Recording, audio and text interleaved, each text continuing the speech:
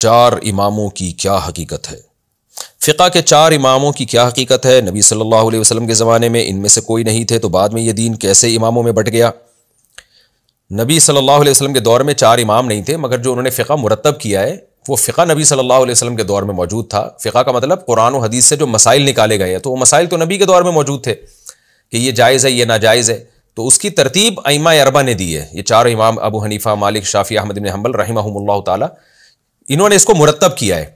तो ये मुरत्तब बाद में हुआ है, ये नहीं कि था। जैसे हदीस जो थी ना, इमाम बुखारी ने मुदव्वन किया, तो इमाम बुखारी ने तो बहुत बाद में उसकी तदवीन की। इमाम मुस्लिम, इमाम अबू दाऊद, सब मुहद्दिसीन ने तदवीन की है। इससे पहले भी तदवीन हुई है, लेकिन इस इतने जानदार और शानदार तरीके से नहीं हुई। मुवत्ता इमाम मालिक थे, इमाम मालिक रहमहुल्लाह ने मुवत्ता को मुरत्तब किया। तो हम तो नहीं देखते नबी सल्लल्लाहु अलैहि वसल्लम के दौर में इस तरह से हदीस को मुरत्तब किया गया हो, लेकिन हदीसें तो थी, तरतीब उनको बाद में दिया गया है। तो जो दलील मुनकिरीन हदीस देते हैं ना, हदीसों के मनगढ़ंत होने की, वही दलील हमारे बाज़ हजरात, बाज़ स्कॉलर्स देते हैं फ़िक़्ह के गलत होने की। मुनकिरीन हदीस जो परवेज़ी फ़िरक़ा है, वो कहता है ये तो बहुत बाद में किताबें लिखी गई हैं, इस्लाम तो बहुत पहले आ गया था, हदीस की किताबें तो बाद में लिखी गई हैं, तो ये तो अजमियों की साजिश है इस्लाम के खिलाफ, कुरान के खिलाफ। तो यही दलील वो लोग भी दे देते हैं जो अइम्मा अरबा को नहीं मानते। वो कहते हैं ये तो नबी के दौर में थे ही नहीं, और ये फ़िक़्ह तो बाद में लिखा गया है, तो नबी के दौर का तो नहीं है ये। तो ये सब जाहिलाना बातें, मुरत्तब बाद में किया गया है। मसाइल इसके वही हैं जो नबी के दौर में थे, सहाबा ताबीन से मनकूल हैं, नबी सल्लल्लाहु अलैहि वसल्लम की अहादीस से मनकूल हैं।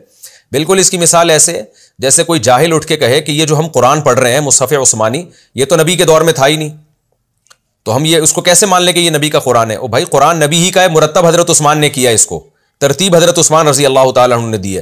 तो इसी तरह फ़िक़्ह भी अइम्मा अरबा ने मुरत्तब किया है।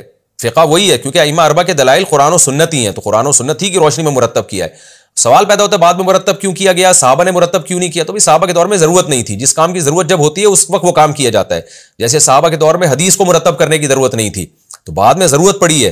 तो इसी तरह हज़रत उस्मान से पहले कुरान को मुरत्तब करने की ज़रूरत ही नहीं थी, तो हज़रत उस्मान के दौर में ज़रूरत थी तो उन्होंने कर लिया। जब कर लिया तो फिर उसी पे सबको आना पड़ेगा। तो इसी तरह फ़िक़्ह के मुरत्तब करने की पहले ज़रूरत ही नहीं थी, तो जब ज़रूरत हुई तो अइम्मा अरबा ने कर लिया। अब कर लिया तो अब उम्मत उसी पे आई, तो आप भी आए। जैसे उम्मत ने मुसहफ़ उस्मानी को माना, उम्मत ने चारों इमामों को माना, उनके फ़िक़्ह को, इमामों को मानने का मतलब उनके फ़िक़्ह को माना, तो आपको भी उसी पे आना पड़ेगा। 1.5 इंच की अलग मस्जिद बनाएंगे तो उम्मत में इख्तलाफ इंतशार होगा। तो इसी तरह उम्मत ने जब हदीसों की किताबों को मान लिया, तो आपको भी उन्हीं किताबों को मानना पड़ेगा। तो उसके अलावा उससे जो उम्मत का इजमा हो चुका है, अब आप कोई नई किताब ना मार्केट में ला सकते हैं, ना इनमें से किसी का इंकार कर सकते हैं। तो ये सारी चीज़ें इजमाए उम्मत से साबित हैं, और इजमाए उम्मत खुद कुरान से साबित है कि ये एक दलील है।